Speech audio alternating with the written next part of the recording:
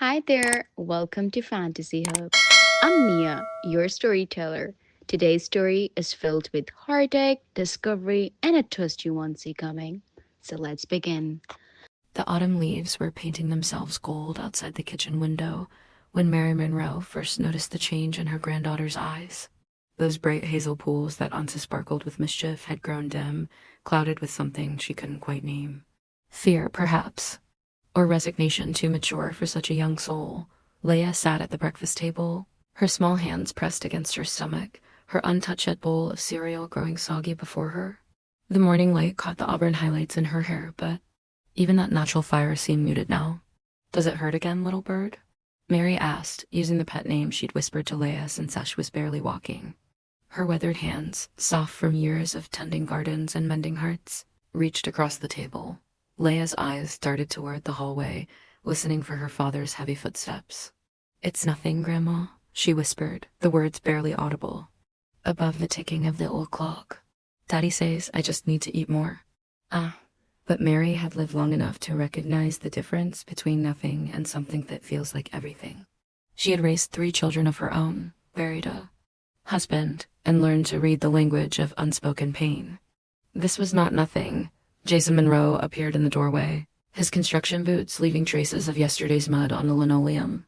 He was a good man, Mary knew this in her bones, but grief had hardened at him in places where softness was needed.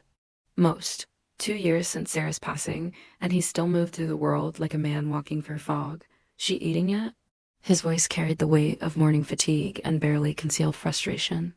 "Jason, perhaps we should," Mary began.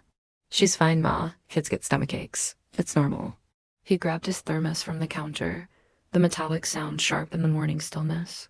"Leia, finish your breakfast. Mrs. Peterson's picking you up for school in 10 minutes." And there it was, the dismissal. The closing of a door that should remain open. Mary watched at her granddaughter's shoulders curve inward, like a flower folding its petals against an unexpected frost. Asterisk Emily Hayes had been teaching 3rd grade for 12 years, long enough to develop what shackled her mother's intuition radar for children in distress.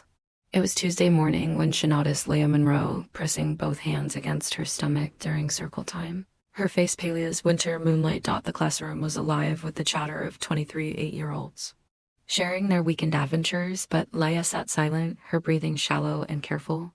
When Tommy Richardson accidentally bumped into her during transition time, the sharp intake of breath and the way she doubled over sent alarm bells ringing in Emily's experienced heart. "Leia, honey, would you help me organize the reading corner?" Emily asked, her voice warm but observant. As the other children scattered to their morning activities, Emily knelt beside the small girl, her trained eyes taking inventory. The slight yellow tinge to Leia's skin, the way she held herself so carefully, the dark circles under eyes too young for such weariness. "Can you tell me about the hurt, sweetheart?" Leia's bottom lip trembled. For a moment, Emily thought she might open up, might let the dam break, and release whatever was building behind those frightened eyes. But then Leia's face closed off, that terrible learned composure of a child who's been told her pain doesn't matter. "I'm okay, Mrs. Hayes. Daddy says it's just growing pains." Emily's heart squeezed tight. She had seen this before, this premature wisdom that came from having feelings dismissed too many times. Children learned quickly when their voices went unheard, and they learned to silence themselves. That afternoon, Emily found herself standing by the classroom window long after the buses had pulled away, watching Leia walk slowly toward the pickup line, her small frame bent forward as safe, protecting something precious and fragile within. Some decisions, Emily had learned, require courage that builds slowly, like the way morning light creeps across a room until suddenly everything is illuminated. This was one of those decisions beginning to form. Asterisk night fell like a heavy quilt over the Monroe house, but sleep evaded Mary like a shy cat. From her bedroom, she could hear the soft whimpering coming from Leia's room next door. It was a sound that carved itself into her grandmother's heart, each muffled sob a chisel strike against their resolve. 3 in the morning found her sitting on the edge of Leia's bed, her hands smoothing damp hair from a fevered forehead. The child was burning up, her small body curled into a tight ball of misery. "Grandma?" The voice was so small, so lost. "I'm here, little bird. I'm right here. It hurts so much. Like there's something angry inside me, trying to get out."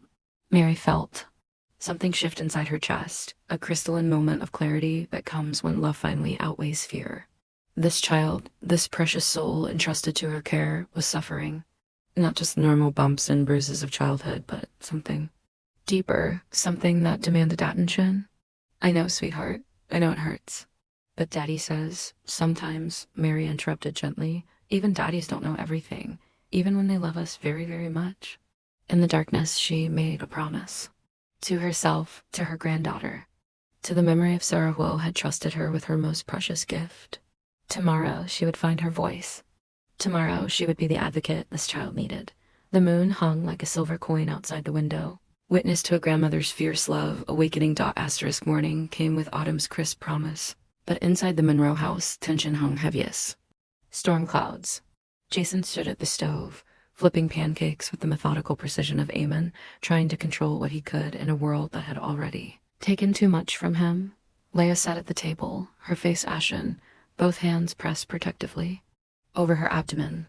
Mary watched her son's jaw tighten as he noticed his daughter's posture, the way she held herself like spun glass, afraid of shattering. Eat your breakfast, Leia. You can't keep missing school. Jason.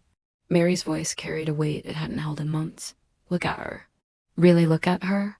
He turned, spatula in hand, his eyes finally focusing on his daughter instead of the task at hand. For a moment, Mary saw a crack in his armor, a flicker of the man who used to kiss scraped knees and chase away nightmares, but then his face hardened. Again, that familiar mask of determined normalcy sliding back into place. She's fine, Ma. Kids get sick. It passes. This isn't passing, son. This is getting worse. The words hung between. Dr. Patricia Winters had been practicing family medicine for 25 years, long enough to recognize when a child was carrying more than just physical pain.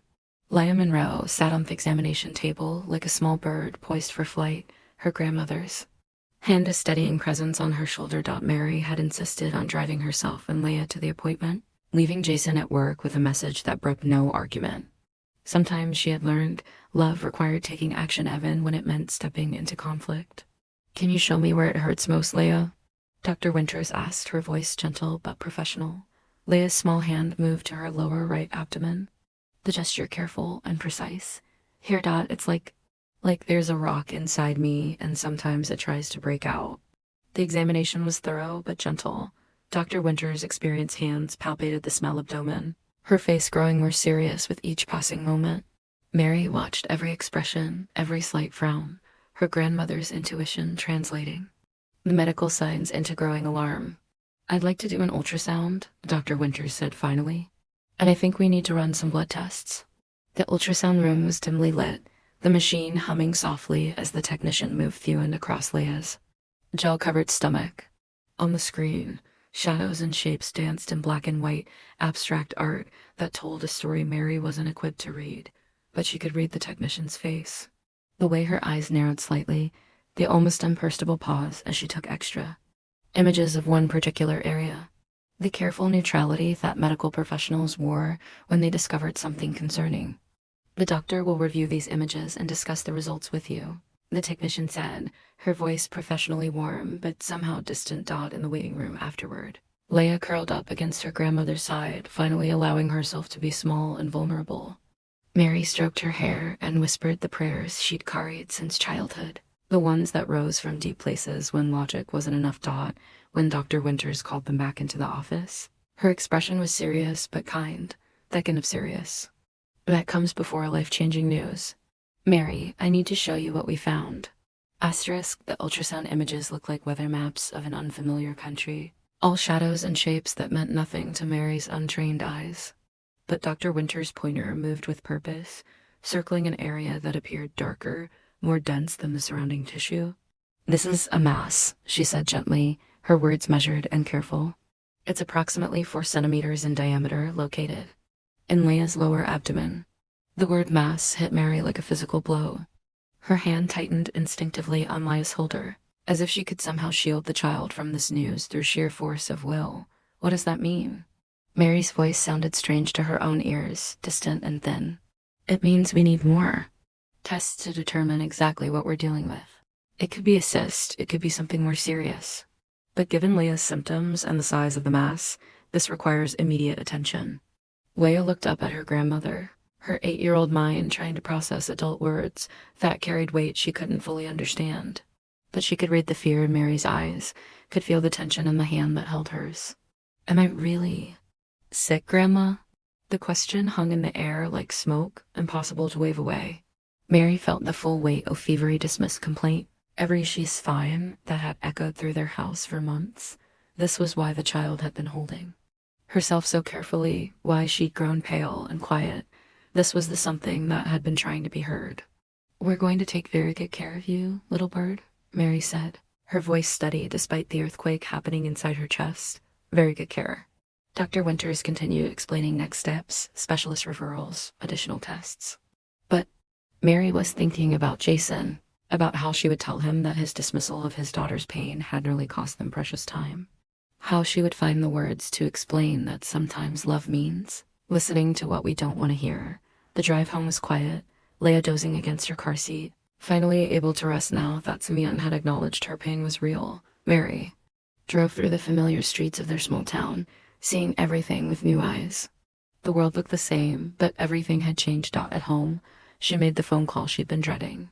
Jason's voice on the other end of the lean went from irritation at being interrupted at work to stunned silence as she explained to Booth Mass about the need for surgery, about how close they'd come to missing something serious. The silence stretched so long that Mary wondered if the call had dropped. Finally, his voice came through the phone, cracked and small. "I'll be right home." Jason Monroe drove home through streets that blurred at the edges, his hands gripping the steering wheel like an anchor in a storm. The word "mass" kept echoing in his head, bouncing off the walls of his consciousness like a trapped bird desperate for escape.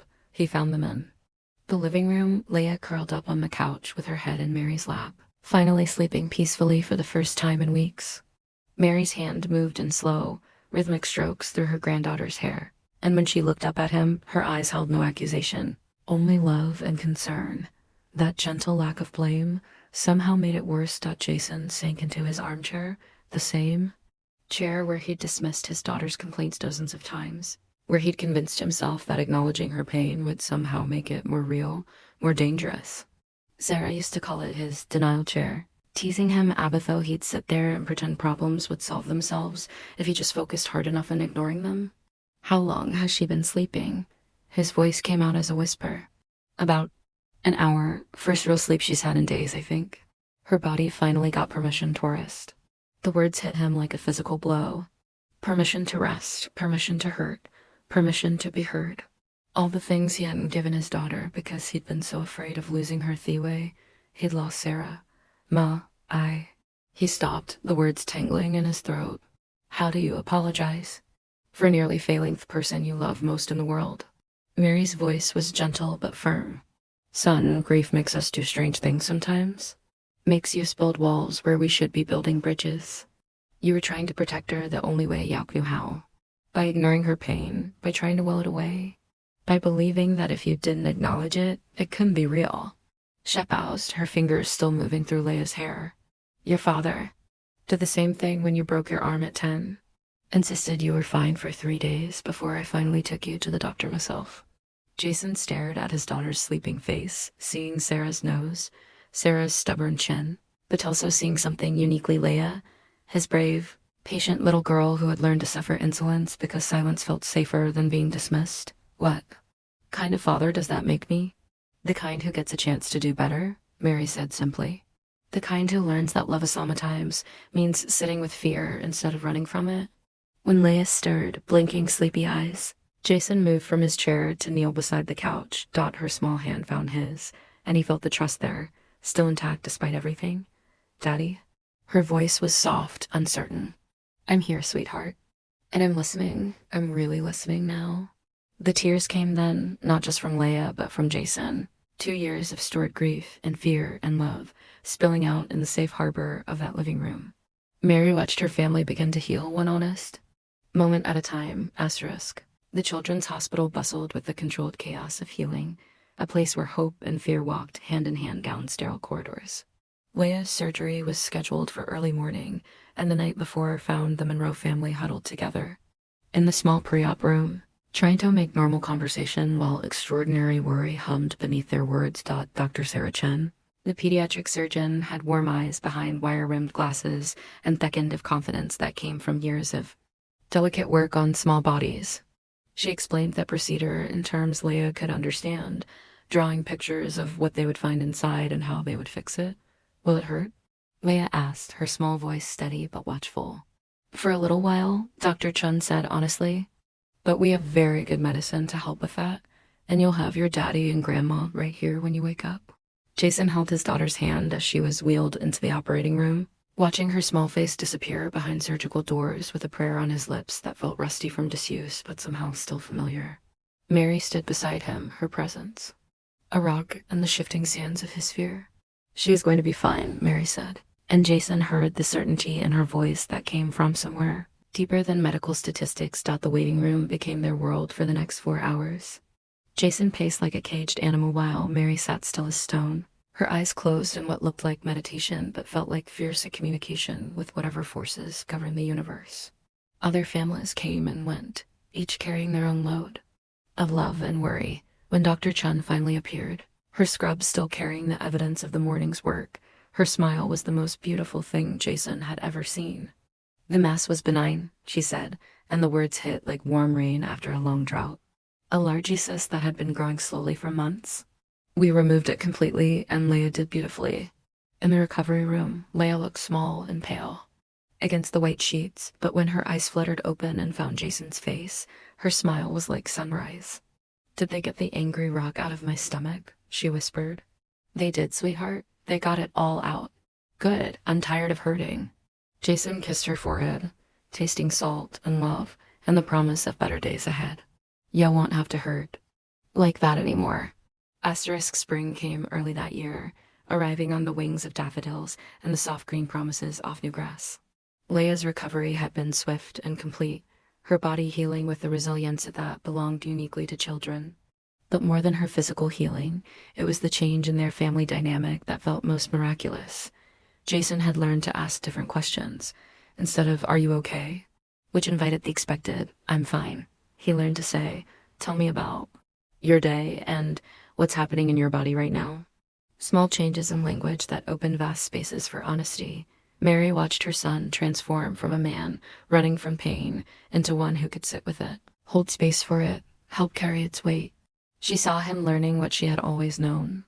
That love wasn't about making pain disappear, but about making sure no one had to carry it alone.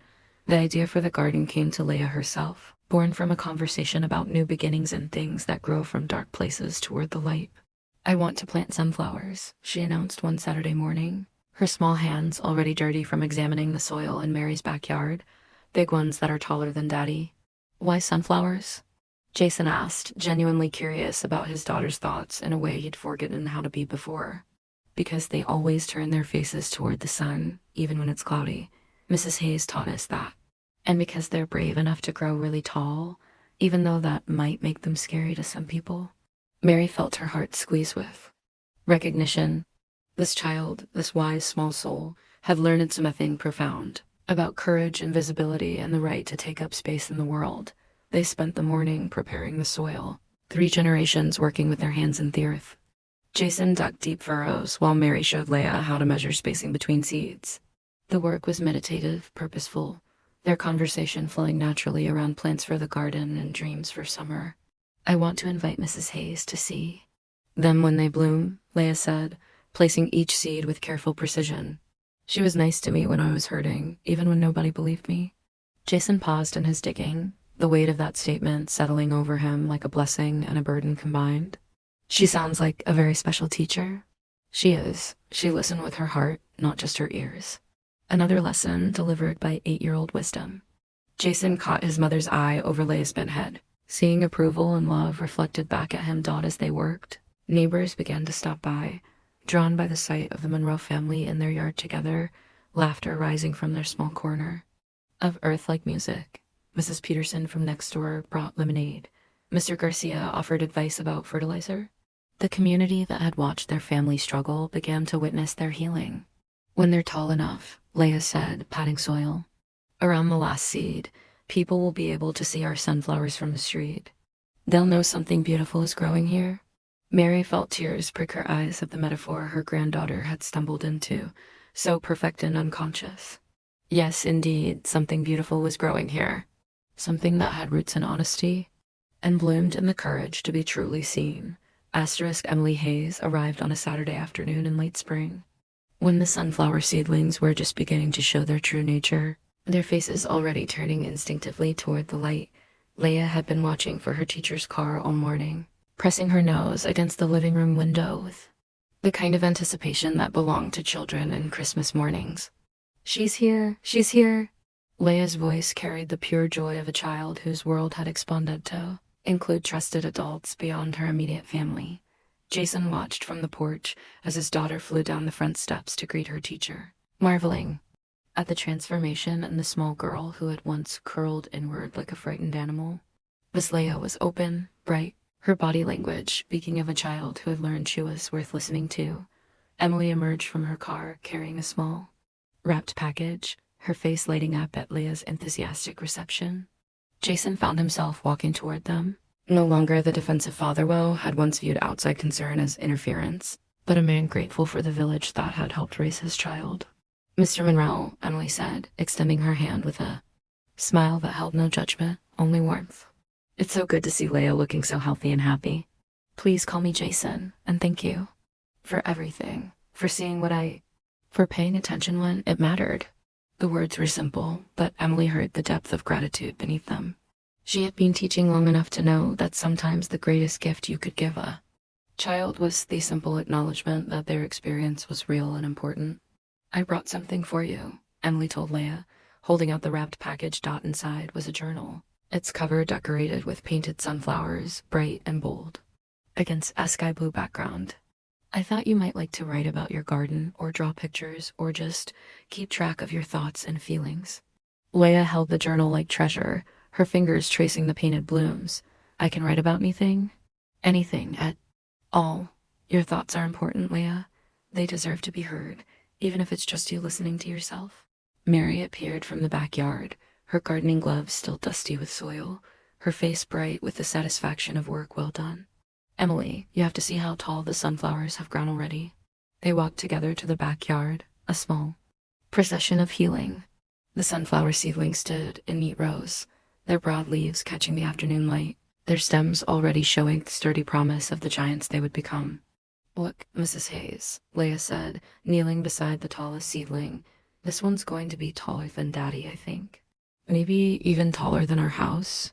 Emily knelt beside her student, admiring the careful tending evident in the garden's layout. What made you choose sunflowers? Because they're brave enough to grow as tall as they want to be, and because they always look for the light, even when it's hiding. The adults exchanged glances over the child's head, recognizing the wisdom in her simple words. Sometimes healing came in metaphors, in the language of growth. Emily knelt beside her student, admiring the careful tending evident in the garden's layout. What made you choose sunflowers? Because they're brave enough to grow as tall as they want to be, and because they always look for the light, even when it's hiding. The adults exchanged glances over the child's head, recognizing the wisdom in her simple words. Sometimes healing came in metaphors, in the language of growing things and light-seeking faces. They spent the afternoon in the garden, sharing stories and lemonade, watching Leia demonstrate her newfound knowledge of soil pH and proper watering techniques. Jason found himself relaxing in a way he hadn't since Sarah's death, surrounded by people who cared about his daughter, not because they had to, but because they chose to dot as the sun began to set. Painting the sky in watercolors of pink and gold, Emily prepared to leave. But before she got in her car, she pulled Jason aside. She's a remarkable little girl, Emily said quietly. Strong and brave and incredibly wise for her age. What happened? It could have gone very differently. But you listened when it mattered most. You changed course. That takes courage too. Jason felt something tight in his chest finally release. Forgiveness, maybe? Or simply the recognition that love looked different for everyone, and his version, imperfect as it was, had been enough to save what mattered most. Asterisk by Midsummer. The sunflowers had grown taller than Jason, their faces broad and golden, turning faithfully toward the light each day. Neighbors began stopping to admire the Monroe family's garden, and Leia would proudly tell anyone who would listen about the varieties they planted and the careful tending each plant required. The journal, Emily had given her filled with drawings and observations, pressed flowers, and careful recordings of growth measurements. But more than botanical notes, it contained the thoughts of a child learning to trust her own voice again, learning that her experiences mattered enough to be recorded, remembered, honored. Jason had framed one particular page from the journal, the one where Leia had written, "Today Daddy asked me how my tummy feels, and I told him it feels like butterflies instead of angry rocks, and he smiled and said that was the best news he'd heard all week." The surgery scar had faded to a thin silver line, barely visible now, except when Leia stretched to measure herself against the sunflower stalks. She wore it without shame, sometimes even with pride, proof that her body had been heard, that her pain had been taken seriously, that healing was possible. Mary still lived with them, her presence no longer emergency assistance but chosen family. 3 generations learning together what it meant to create a home where feelings were safe and truth was welcome. She had started her own small herb garden beside Leia's sunflowers. Practical magic growing alongside beauty, Dr. Chen had become a regular part of their lives, her follow-up appointments feeling more like a visits with a trusted friend than medical necessities. Leia's recovery had been complete, but more than that, her trust in adults and their ability to help, rather than dismiss, had been restored. Emily Hayes still sent letters occasionally, updates from the classroom and pictures of her own garden inspired by Leia's sunflowers. The connection between teacher and student had evolved into something deeper, a reminder that sometimes the most important lessons happened outside the official curriculum. On the anniversary of Leia's surgery, they held a celebration in the backyard, surrounded by sunflowers that towered over everyone, their faces golden and bold against the summer sky. Friends and neighbors gathered, not to commemorate illness, but to celebrate healing. To witness what could grow from dark soil when tended with patience and love, Leia stood among the tall stalks, journal in hand, and read aloud the poem she had written. "Once I was a small seed, buried deep in hurt. Nobody heard me crying underneath the dirt, but Grandma's love was water, and Daddy learned to see Mrs. Hayes was sunshine helping me to be free now. I grow like sunflower still and strong, and bright. I learned to use my voice and turn toward the light." Long pause, the sound of wind through leaves, and there, dear ones, lies the truth I wanted to share with you. That sometimes what we mistake for weakness, the crying out, the insistence that something is wrong, the refusal to be silent, these are actually the greatest strengths. That love isn't about protecting others from pain, but about holding space for that pain until it can transform into something else. Little Leia Monroe grew up to become a doctor herself, specializing in listening to children's voices and taking seriously what adults might dismiss. But that's another story for another day. The sunflowers still bloom in Mary's backyard each summer, a testament to the truth that what grows from darkness toward light becomes more beautiful than anything that never faced the soil's embrace. Remember this: every pain that speaks is seeking the light. Every voice that insists on being heard is a seed waiting for the right gardener. And sometimes the most profound healing happens not when the pain goes away, but when it's finally truly witnessed.